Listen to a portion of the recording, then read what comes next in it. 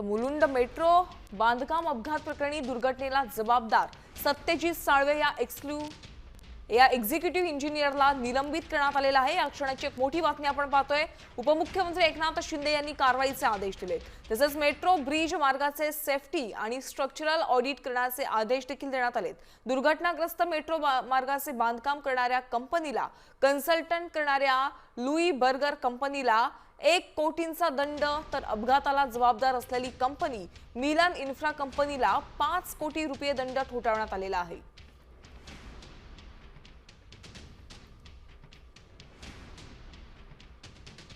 महाराष्ट्र राज्याचे माननीय उपमुख्यमंत्री एकनाथजी शिंदे साहेब, एक्झिक्युटिव्ह इंजिनियर सत्यजित साळवे निलंबित, बांधकाम करणारी कंपनी लुई बर्गर या कंपनीला 1 कोटीचा दंड, अपघाताला जबाबदार असणारी कंपनी मिरर इन्फ्रा या कंपनीला 5 कोटीचा दंड आणि अपघातात मृत्युमुखी पडलेल्या व्यक्तीला फक्त 5 लाख, हा तुमच्या महायुती सरकारचा न्याय आहे का? याचे एकदा स्पष्टीकरण एकनाथजी शिंदे साहेब तुम्ही दिले पाहिजे। कुठे नेऊन ठेवलाय महाराष्ट्र माझा?